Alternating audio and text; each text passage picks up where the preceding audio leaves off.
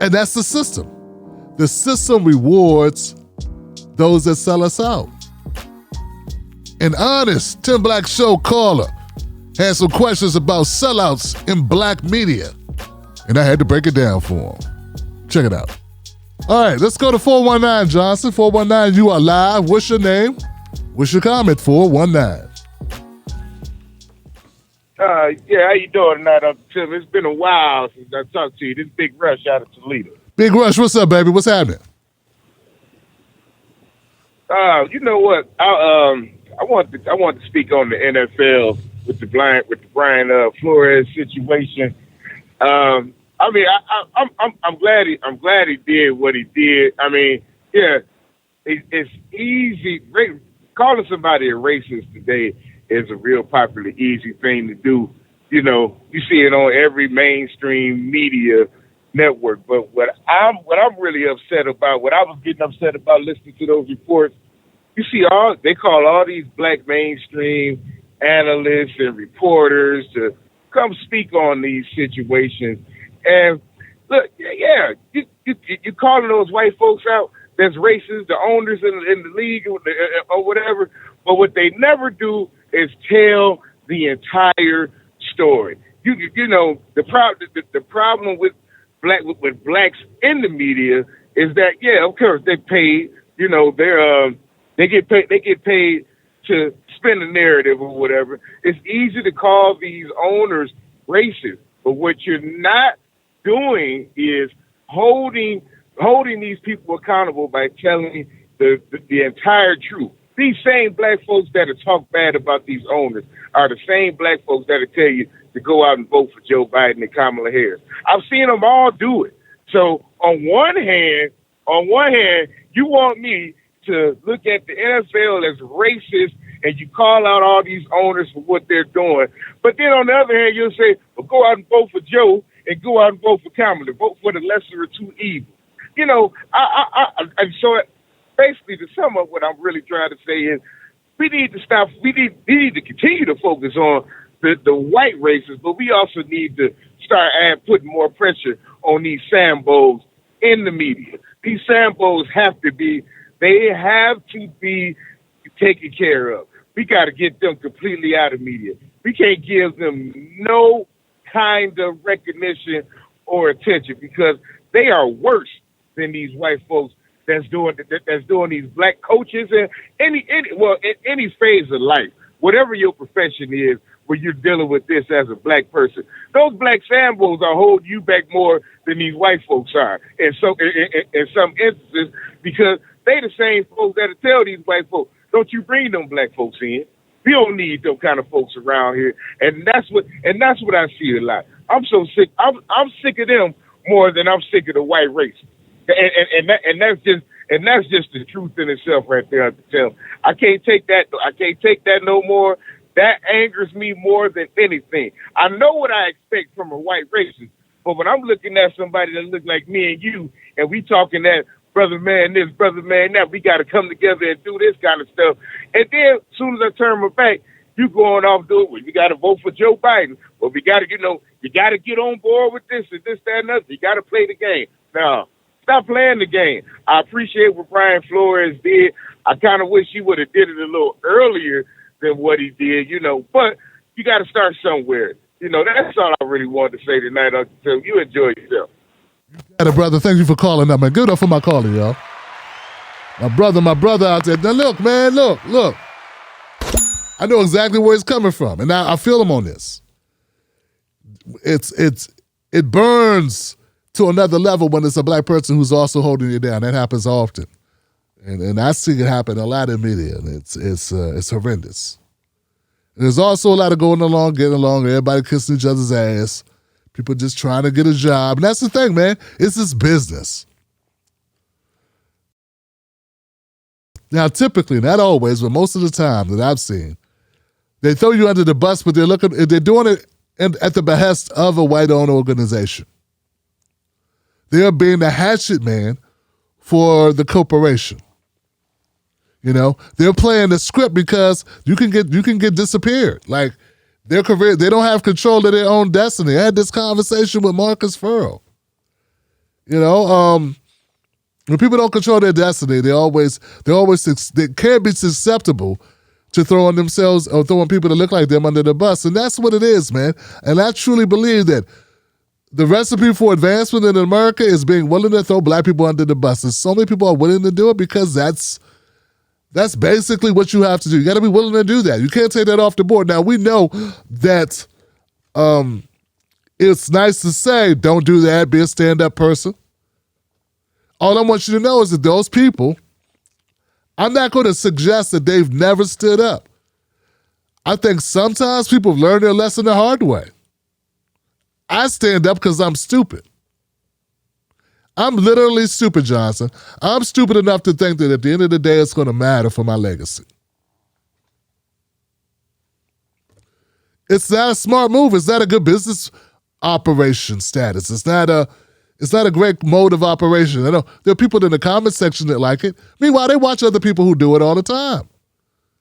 The people that throw us under the bus benefit the most monetarily. So we hate to admit it, but that's the way the system is built. It ain't by accident. And it's not because of the black people that are doing it that this persists. This persists because it's baked into the system. You know what I'm saying? How do you combat it? Yes, I wish everybody would have more scruples. Everybody would have more ethics. Everybody would stand up. Everybody would call it what it is. But they call it, they lose their jobs. And that's the reason why they don't. You know what I'm saying? So it's unfortunate. All I could do is be accountable for myself. I said look, it got so bad for me that I had to just say, you know what? I'm not going to comment on people publicly. I'm not going to go after people publicly unless it's totally egregious. Because nobody wanted to hear it. This person could go on this person's show who has shit on black people repeatedly, and people still support them. They don't care. They could go on the show with basically a Klan member who has said a bunch of anti-black shit and not even confront it. And people clap for them, and people retweet them, and people boost them. It's crazy, brother. It's crazy. So there is no accountability from ourselves holding anyone accountable. Now, if we like them, we'll overlook all of their bullshit. If we like someone, we'll overlook their bullshit. Sometimes if that person is successful, we'll overlook their bullshit just because they're successful. And all I can tell you is hella frustrating being on the other side, trying to hold things accountable, trying to hold yourself accountable, and looking around and seeing other people not have to do that and excelling, and doors opening for them, and people citing them, opportunity after opportunity after opportunity. My thing is, it'd be one thing if we were able to somehow support those that stand up for us. If you're looking for a prize for doing the right thing, you may get it, but it's going to be after you're dead and gone, maybe. You know what I'm saying? So I'm not saying don't do the right thing, and I'm not giving people a pass. What I'm saying is this system is shit. The system is shit. And as angry as I get at people, sometimes the reality is they're operating within the system. And they've learned what I had, at the time I had yet to learn, that there are rules to the game. One of the rules, like I stated, is you got to throw black people, you got to be willing to throw black people under the bus.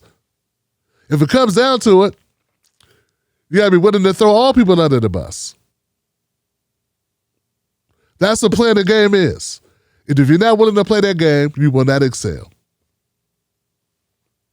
You will be gone. There's always 10 other mofos waiting to take your place who will stab you in the back, step over your dead body while you are still warm and sit in your seat. You'll be there on the ground dying. They'll be sitting in your seat going through your desk drawer, taking your favorite pen. You'll be over there. Hey, that's my pen. And that's the system. The system rewards those that sell us out. So the only way to really combat it is to build your own. Build your own. But so much infighting and competition, and like when we talk about cut the check, I talk about reparations. I don't think everyone who doesn't outwardly support it does so or refuses to support it because they are bad people. The memo went out a long time ago that if you help black people, it's going to be to the detriment of your career, of your pursuits. That's what it is. Standing up for black people has historically been bad luck. White people got tarred and feathered for standing up with black people. We already know what happened to black people. They got decapitated. We already know this. Got lynched. This is what it is. It hasn't changed that much. Stephen A. is a Republican, right? So not him. So Shannon Sharpe supports Joe Biden.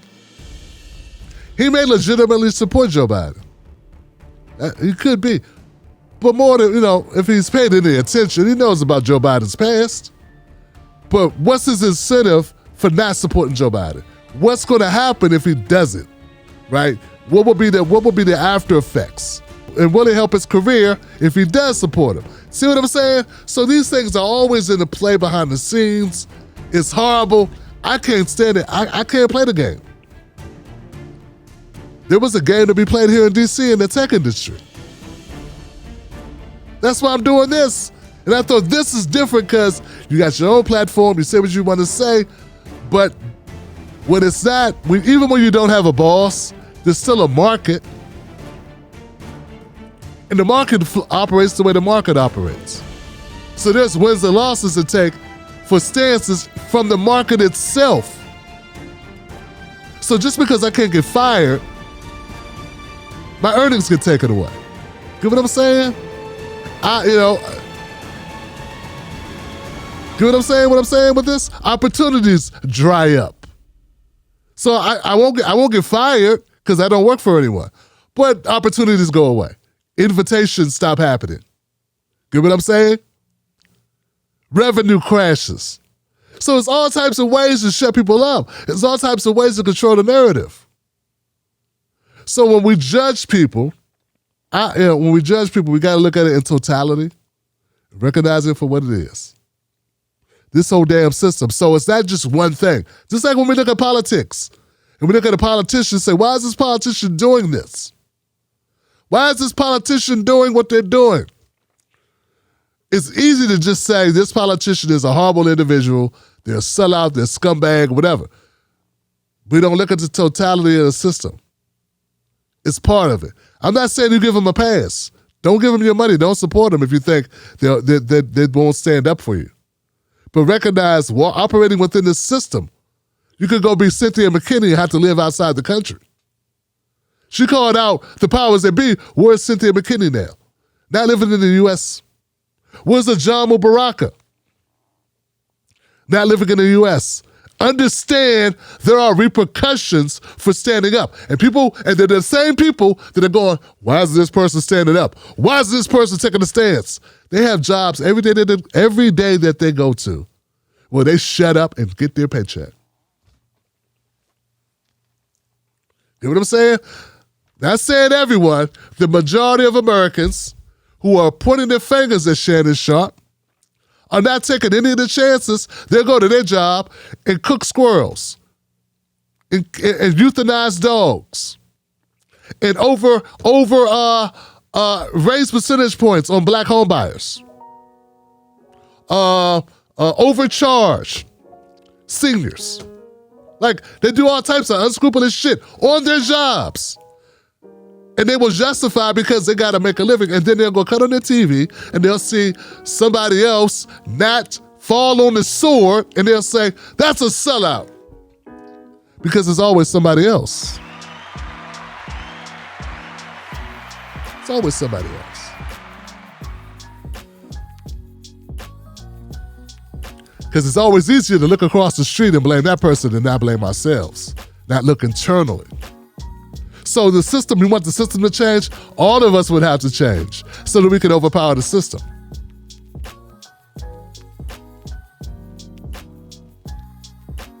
I'm not saying let them off the hook. That's one more, my words to be clear. I'm not saying give everyone a pass. What I'm saying is, I've thought about this long and hard. I've spent nights staring at the ceiling, while everyone else in my house is asleep, thinking about this shit. This is my life. This is my business. And I live it. It's frustrating as hell. But at some point, I had to realize everyone who doesn't do what I want them to do isn't necessarily a horrible individual. Because everyone can't be horrible. Everyone can't be a horrible piece of shit. Everybody can't be a sellout. What's going on? Or maybe I'm being too simplistic. Good or bad, and just looking at it that way. You know what I'm saying? And there's an industry of calling people out as well. That's an industry. It's an industry to call people out. It's an industry as well. It's a cottage industry to go after people. They're going after Whoopi Goldberg for a statement. You know how many conservative commentators were going after Whoopi today? They don't give a shit about what she said. But it's the industry. It's the money. It's an opportunity to go after Whoopi and make some money. They're not doing it necessarily for ethics. Because if the shoes were reversed, they make excuses. Oh, you guys are just too sensitive. You can't take a joke. Snowflakes. Just a conversation. We're just having conversations. We're just exchanging ideas till it's the other side, and now it's not an idea. It's a manifesto. Jokes aren't jokes, they're manifestos now. They're statements. They're political statements. They aren't jokes. So it's a hypocrisy of the oligarchy. That's what it is. And believe me, brother, I've sat up many a night trying to figure this shit out because I left an industry to come to this industry. I'm approaching the 10-year mark in this industry. And I've been fighting it the whole time. How am I doing? Hell, fuck how I'm doing. How we doing? How we doing? How black people doing? How we doing? How's America doing? All right.